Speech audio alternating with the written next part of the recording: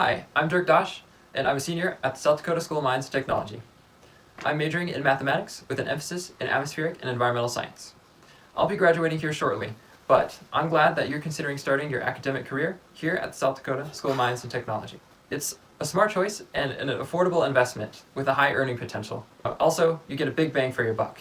And that's important for me as a numbers guy. It's a beautiful campus and located right in the middle of Rapid City, and also, it's right next to my favorite ice cream shop, Armadillo's. There's lots of wonderful things to do around here. We have the beautiful Black Hills, which has an unparalleled beauty. Another great thing to love about Mines is our exceptional faculty.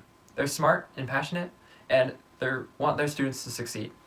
They will push you, and they'll challenge you, but they'll be with you every step of the way. I recently had the opportunity to work with Dr. Clicky and Dr. Johnson on my undergrad research project for math majors. We had the interesting idea of combining my love of math and atmospheric science into one project. We're studying the impacts of lightning on raindrop size distributions. We started with data collected from a Parsifal disdrometer placed in Badlands National Park right here in South Dakota. We also used data on lightning intensities from the same time period and the same geographical coordinates. From there, I did a deep dive into the data. We chose the 3 test cases with the highest lightning strike intensities. With each case, I observed increased raindrop counts and enlarged diameters shortly after the lightning strikes. After analyzing the data, I constructed 2 separate models per lightning strike, one before the lightning and one after. The purpose of the models was to predict raindrop counts as a function of their diameters. After doing that, I compared the models and measured for significance. The results showed that there's a greater significance between lightning and the models that predicted larger raindrops with greater frequency. This was a unique educational opportunity for me, and I loved it. I'm so grateful for the opportunity to work with Dr. Clicky and Dr. Johnson. They've been great mentors for me along the way, and this is something that I'll remember for the rest of my life. So, if you love math and you're looking to get a STEM degree, get real, be rational, choose Mines. Hello, my name is Jamie Pazur, and I'm from the RISE chapter at South Dakota Mines. And today I will be discussing my project, redesigning the risk assessment process to improve safety and efficiency for offsite travel at Caterpillar. I interned for Caterpillar in the summer of 2020, working with the Tucson Proving Ground Lean Product Validation Group. So I worked virtually due to the pandemic, and I had 3 main projects. My individual project was to redesign the offsite risk assessment process. So when Caterpillar employees travel offsite, like to a customer site or a mine, they must complete an offsite risk assessment before traveling. So this offsite risk assessment had 3 main problems, and those were the risk assessment had missing pieces, it was inconsistently completed, and there was no database for previous assessments. Here is the old risk assessment, and first it starts off with a checklist of tasks, and then below that is a list of hazards, and you check the hazards that you think you may encounter on this job, and take those hazards over here to discuss the control measures that will be applied to mitigate the risk, and then a review at the end to discuss any unforeseen hazards that were encountered while working. So taking these problems that I found, I came up with these solutions. So for the risk assessment having missing pieces, the solution to that would be evaluating the risk assessment and finding those missing pieces. And for the risk assessment being inconsistently completed, we could create an automated process to send reminder emails to make sure that this process is getting done. And for there being no database for previous assessments, we could create a database to store these previous assessments so that they could be looked back on. Starting with this first solution, evaluating the old risk assessment, I worked with the Environmental Health and Safety Director, Lauren Twitchell, to evaluate the assessment. So the changes that were made were we added high altitude travel to the list of hazards. This is because it was not previously on the list, and a Caterpillar employee traveled to high altitude and got altitude sickness. And so that is something that we do not want to happen again. So we want to try to mitigate that as much as possible. The next thing that we did upon evaluation was we omitted questions about forms that were no longer relevant. And we also added room for writing at the end of the assessment. So when going through the list of hazards and evaluating them, there's only room to evaluate 4 of those hazards, and we want to make sure that we don't that there's as much room to evaluate the hazards as possible. So that's why we added an extra page at the end. So after completing this process, I created some training materials and documentation. So for users, that being employees that are going to travel, I created a PowerPoint with in-depth instructions and pictures, and then also a supplemental document with instructions as well. And for process owners, so that would be management and the EHS manager, I completed Caterpillar's general process document. So this has a process description of the whole process and then a log of edits. And then I also created an in-depth process description of my Power Automate process. So since Power Automate is not very widely used across Caterpillar, I wanted to explain what each step does in case it needs to be edited or reviewed. And then I also created training videos. So these are videos of me working in the Power Automate process. And I showed, again, a process description of every single step. And then I also did small tutorial videos on small tasks, like how to add a document to an automated email or how to add an if-then statement into the process. So if they need to make edits in the future, they can have all the tools necessary. So in conclusion, this project solved my 3 main problems with an updated, concise risk assessment that can be easily edited for changes in the future, also with an automated process to minimize user error and ensure the risk assessment is completed, and finally, a database for previous assessments to reference and learn from. Hey everyone, my name is Serenity Engel. I am currently a sophomore physics student here at SD Mines, set to graduate in spring 2023. While that's still a long ways away, I think it's easy for me to say that I'm still making great strides in my education thanks to the physics department here on campus and going towards graduate school or getting a job in the study of physics. At SD Mines, students are taught to see physics outside of their textbooks. We're challenged to come up with our own ideas, to pursue our passion, our creativity, and to simply express ourselves and our love for physics, as nerdy as that is. The best thing about this unique, close-knit department is all of the opportunities that will find you. I couldn't be more thankful to the Society of Physics students for cultivating my interests and just being my best friends. As the upcoming president of this organization, I was drawn in by the warm welcome from the other members and the exhilarating projects they were working on. This past year, I got to lead a committee that made, I don't know if you've ever watched The Big Bang Theory, but you might be familiar with a theremin, which is a touchless electronic instrument, and it's a lot of fun to play with. We've also done a lot of work in creating our own trebuchet for competition, a muon detector, and we're even working on a cloud chamber. SPS helps the physics department also create these socials for anybody that has an interest in physics or just fun, really. You get to know your professors in these socials beyond your classes, and that connection is really special. I'd even say it helped me get a job here. And, even though I'm only finishing my 2nd year here at Mines, I've already accrued over 1 year of professional lab research experience in gamma ray spectroscopy. And I would say that this research even helped me secure an internship with the Sanford Underground Research Facility this summer, which is another amazing connection that our physics department shares. Have you ever wanted to explore the Earth at a mile underground? At SURF, as we call it, you can do that while being at the forefront of physics research. I'd really recommend checking that out, even if you're just remotely interested in science. But physics helps you to understand the universe around you, from in the middle of nowhere in space to, a mile underground. It helps you to satisfy your curiosity and develop critical thinking skills. With welcoming people, interesting coursework, and tons to do, I could not recommend physics and the pursuit of it here anymore. Hello, everyone. Congratulations on being accepted into the South Dakota School of Mines and Technology, and welcome to the Atmospheric and Environmental Science program. My name is Austin Yerke, and I'm a senior accelerated master's atmospheric science student, and I'm happy to guide you through how I decided to come here and why I love it so much. I'm also going to discuss some of the opportunities that the program can offer. Then I'll wrap up talking about my capstone research project that will transfer into my thesis project. So I was born and raised in Southeast South Dakota, where I'd witnessed many different severe weather events.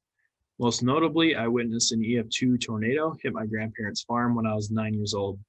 I knew from then that I wanted to study, understand, and predict severe weather for future generations. Coming to the Black Hills, I knew I'd love the combination of the beautiful landscape and the incredible weather. One of my hobbies is photography, and the Black Hills region is a great place for me to combine my weather and photography passions and ultimately expand my horizons. Though you may have noticed that the atmospheric and environmental science program is small, there are many opportunities that you can take advantage of to advance your academic and career goals. With a small program comes more student and teacher interactions, which will help ensure that you are getting a quality education. Additionally, we do have an American Meteorological Society chapter on campus, which is commonly referred to as the Weather Club, where we do weekly discussions on the weather to polish our weather skills. We also have a stretch of highway where we volunteer to clean up debris along the road, and we also do a lot of community outreach. So ultimately, the club is a great way to improve your weather skills while at the same time boosting your resume. We also have good ties to the community's American Meteorological Society, where we often have presenters come in and talk about their experiences. This club is a great way for students to see the different opportunities in the meteorology field and network at the same time. Finally, the program will set you up for a variety of internships and careers in government positions like the National Weather Service, broadcast positions like the people you see on TV, air quality positions like the people who work for the EPA, and a variety of different other positions as well. Now, I wanted to touch on some of my research that I've been doing for my final project as a senior. This will also transition into my thesis for my master's degree. I chose to study accumulating hailstorms because there really is not a defined way to forecast for them, even though they cause a variety of different impacts to a community. If you're not familiar with accumulating hailstorms, they are basically an accumulation of a bunch of small hailstones that can cause travel impacts, flash flooding from blocked drainage grates, and they can ultimately collapse weak roofs due to their tremendous weights. So far, I have found that a specific combination of moisture and instability in a storm provides a good environment for these storms to occur. In the future, I really want to investigate these storms in hopes that the National Weather Service will create a warning product or statement so that a community can better prepare for these storms. So with that being said, that is just a little bit about the program. If you have any more questions about me, my research, or the program, feel free to shoot me an email at the address below, and I'll be happy to answer. So thank you and congratulations again, and I look forward to seeing you in the future. Hello and welcome everyone. My name is Dr. Kevin M. Ward, and I'm a geologist in the Department of Geology and Geological Engineering. Really, my background is seismology and geophysics, and so I use those methods to understand earthquake hazards and volcanoes and tsunamis better. And also I want to ask questions like, why are the Black Hills where they are? Why is it flat to the east? In general, we have a pretty good answer to those questions. When we start asking more questions in more detail, we start to see that there's a lot of stuff that we just don't understand. And so my main tool in order to explore those questions is seismology. And in order to do that, I need to put out a lot of these little white instruments that we call seismometers or nodes. And what's really nice about them is basically you can put them anywhere in the ground, turn them on with this yellow device, and they'll sit there and record data for several weeks. And so the nice thing is you can put out hundreds to thousands of these in an area that you might be interested in studying. So one place that we've done this in the past is in Oregon. We put out 174 of those instruments, each one of those white dots is one of these nodes. And in order to do that, we need lots of help, lots of volunteers, because each one of those white dots represents someone going there, installing the instrument, turning it on, orienting it. And so in general, there's a lot of field opportunities with the work that I do in seismology to kind of understand these problems better. We've also worked in Yellowstone. This is the boardwalk around Old Faithful. We can see some of our yellow or white instruments hiding here. In general, we put out a little over 200 instruments for this deployment too, right around Old Faithful. Sometimes you have really nice weather, sometimes you get lots of snow. As long as you have a good attitude, the instruments are very durable, and you can still have a fun time. And it's beautiful areas. We got to see parts of Yellowstone that most people, even the tourists, don't get to see. And like I said, as long as you have a good attitude, even if you get a little snow, you can still have a good time, see some interesting wildlife. Last one I want to highlight here is in Alaska. We put out 400 of those little instruments. Basically, we drove along the road. After every kilometer we stopped, hopped out, and put one on the side of the road. And so in this case, sometimes we had to dig a little bit, but sometimes we had to dig a lot through snow. And again, as long as you have a good attitude, there's a lot of opportunities to see some really interesting parts of the country and the world deploying these seismometers. So I'd like to thank you all. Just remind you that not only do I have these opportunities, but even this summer I'm deploying over 1,000 of these things in Oregon, Cascadia area again. So there's lots of opportunities for all kinds of students who are interested in this kind of field work to be involved in this kind of seismic research. Thanks, everyone. Hello, everyone. My name is Darren Paniak. I'm an associate professor here in the Department of Geology, and I'm a curator of fossil vertebrates up at the Museum of Geology. I'm going to tell you a little bit about field paleontology opportunities here at South Dakota Mines. Paleontology, of course, is the study of past life on Earth using fossils. And oftentimes, paleontology involves going out in the field and excavating and finding fossils. South Dakota Mines, the Museum of Geology and the Department of Geology and Geological Engineering conducts field paleo every summer. I lead a number of expeditions every summer that I bring students with so they can learn in the field, hands-on, how to do paleontology. One of the most common localities we go work at is along the Missouri River in the town of Chamberlain. So we drive 3 hours east of Rapid City along I-90 until we get to Chamberlain, South Dakota, right on the Missouri River. Along the river, there are fantastic outcrops of rocks from what we call the Pier Shale Formation. The Pier Shale was deposited in the Western Interior Seaway. At the end of the Age of Dinosaurs, there was a large seaway splitting North America into east and western halves. And so we work in the Cretaceous Pier Shale for 2 weeks, and we document fossils of all kinds of amazing animals that lived in the Western Interior Seaway. Sharks, giant fish, like this Xiphactinus right here, mosasaurs and plesiosaurs, like what we see above me right here, all kinds of major wonderful things, all kinds of fossils that are just out there waiting to be documented. And you as students can come and help us do this. Students come with us and they conduct annual surveys right alongside with us. They contribute directly to science and resource management. As you can see, we access these things by boat. We just basically go up and down the river, document and excavate fossils.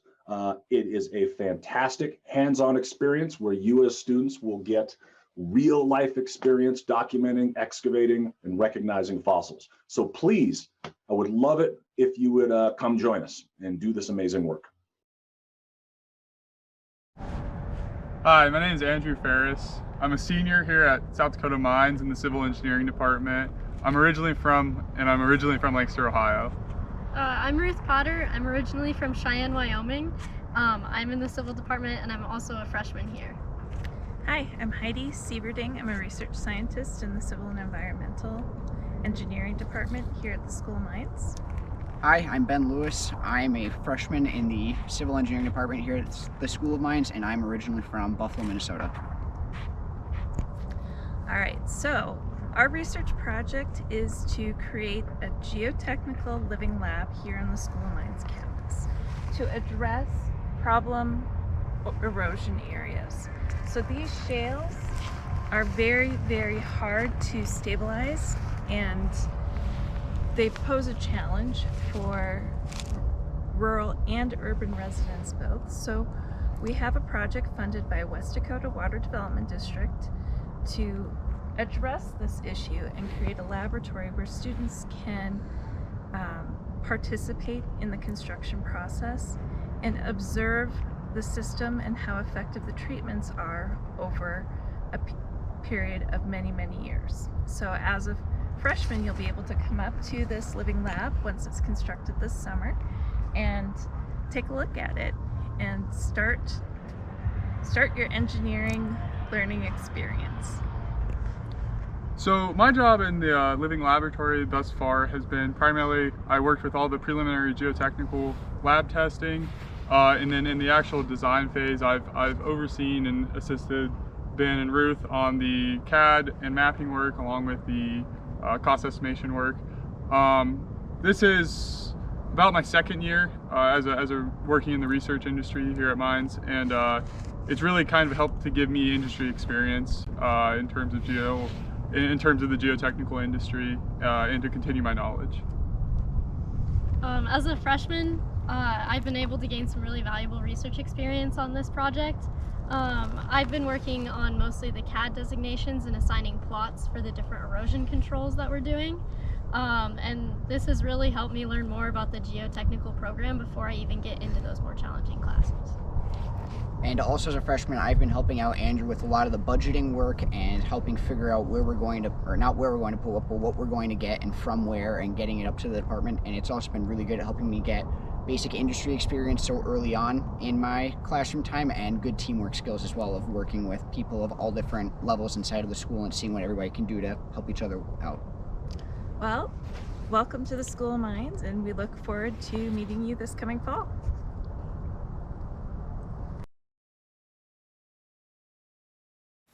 Hi, my name is Dr. Christine Matthews with the Department of Chemistry, Biology, and Health Sciences.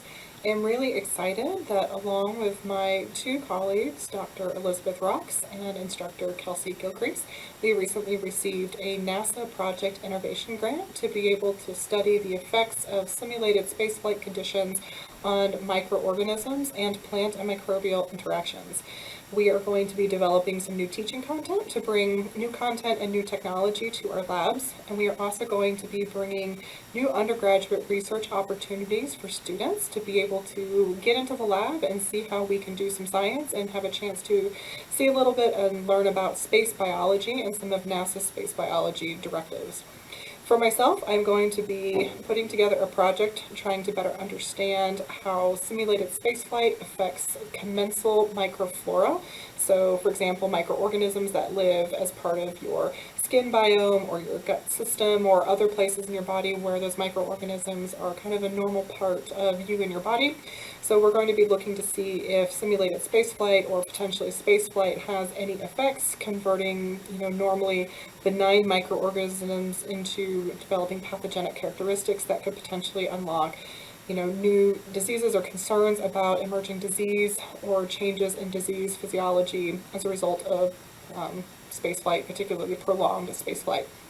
Instructor Gilcrease is also going to be looking at the effects of spaceflight with plants and how they interact with their microbes to be able to better understand if we were ever potentially to do missions where we wanted to bring plants to space colonies or up into space for prolonged periods of time, how that might potentially have an impact. So if you are interested in learning more about some of these projects, we would be more than happy to talk with you guys. I have included my contact information below, as well as the email addresses of Dr. Rocks and Instructor Gilcrease. So please feel free to reach out to any of us if you have any additional questions. Thanks.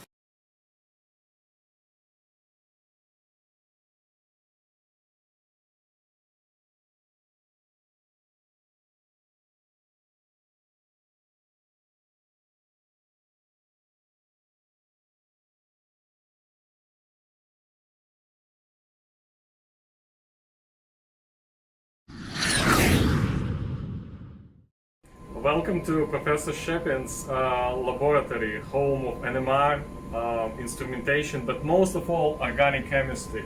This is where compounds are made.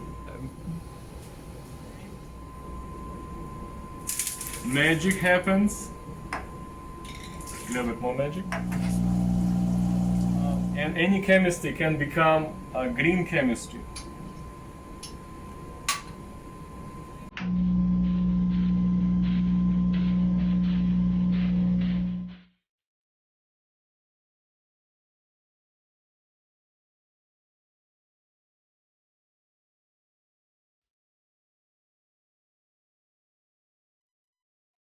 Hello students, we're really excited that you're accepted to be Hard Rockers. I'm Dr. Michael West, Department Head for Materials and Metallurgical Engineering at South Dakota School of Mines. It's great to talk to you all today.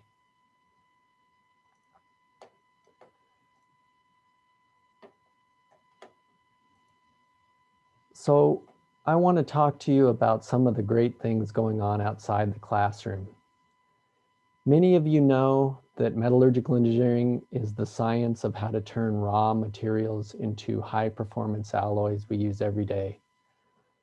But I want to show you about some of the things going on outside the classroom that students are involved with in terms of co-curricular activities and research. Department hosts a variety of creative activities in our foundry building, and these include casting, forging, welding. Students are invited down every week for Open Foundry Day to work on creative projects. Our next addition to this lab is a glass blowing area that we are in the process of establishing. Our students are also involved in a number of professional societies that allow our students to get connected with current developments in industry. They also compete internationally on student teams. Students in our program also participate in research activities related to cutting-edge minerals, metals, and materials in the department. And the department hosts 2 National Science Foundation REU research experience for undergraduate programs. And I wanted to highlight today some of the great research that students are working on currently in our Advanced Materials Processing Lab. Our lab has one of the largest multi-axis friction stir welders at any university. And friction stir welding uses heat and pressure to join metals without melting them. Students are currently working on projects with aerospace companies such as Spirit and Boeing to join advanced lightweight aluminum alloys for aircraft to make them stronger and lighter. Students are also assisting with research in laser additive manufacturing.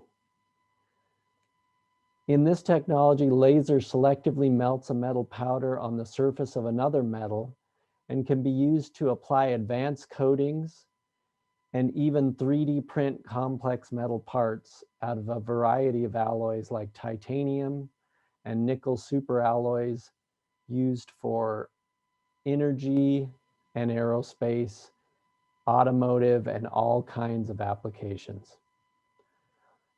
Our alumni recently successfully 3D printed a 7-foot diameter rocket nozzle for NASA at a local company right here in Rapid City. Students are also involved in cold spray research. Cold spray technology uses a high pressure gas to accelerate metal powder particles to supersonic velocity, and these particles actually stick and bond to the surface of another metal. This research can be applied to repair metal components because the substrate is not affected by heat during the process. Students successfully repaired the forward access bay panel on the B-1 aircraft, resulting in millions of dollars of savings for the Air Force. I would be happy to set up a Zoom meeting anytime to discuss some of the cool things students and faculty are working on. And again, we're really excited that you are joining the Hard Rocker family. Take care.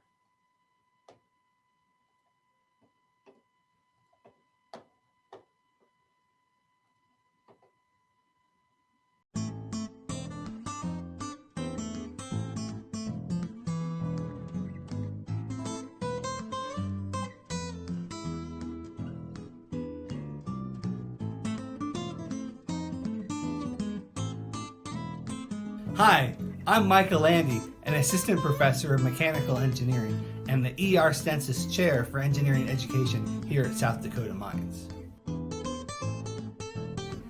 We're here in my research lab, the Holistic Engineering Learning Lab and Observatory, or HELLO for short. I'm interested in making and engineering design and learning. My research focuses on 3 main areas. 1, the educational pathways of makers. 2, prototyping in design thinking. And 3, public engagement in making and engineering. So, through the lens of engineering education research and design thinking, we study the educational pathways of adult makers and young makers.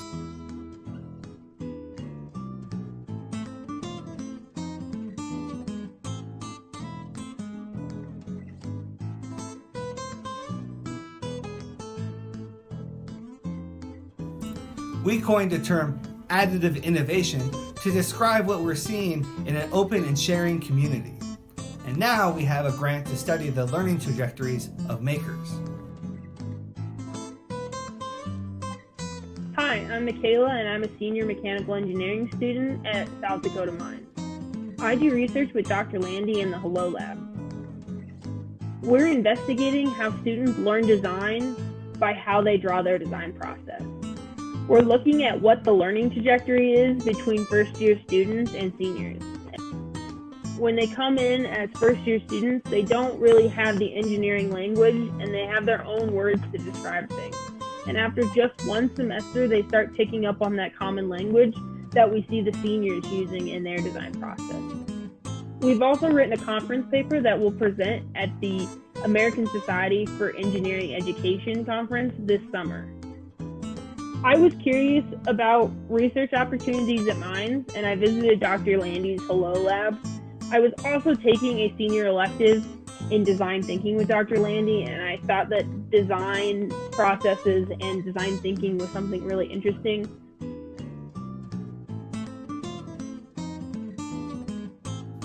We also study practical ingenuity through prototyping and design thinking. We have a small makerspace in our lab and investigate how physical artifacts and iteration help people learn a design process. Hi, I'm Jared White, and I'm a junior mechanical engineering student, and I work with Dr. Landy in the Hello Lab. Our research focus this year has been looking at how students prototype for the present and for the future. We found that the greeting cards developed for present day tended to be more empathetically driven designs, whereas the future greeting cards were more technology driven designs. I also worked with Dr. Landy and another professor on a project based around technical specifications. Through this project, I found an interest in engineering education and how engineers learn. With Dr. Landy and I wrote a conference paper that we will be sharing this summer at the American Society of Engineering Education conference.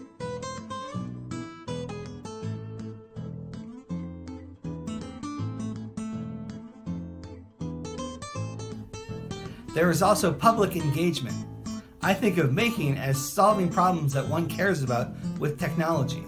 We use creativity, invention, and social justice through hands-on design thinking exercises and making exercises on campus and throughout the community.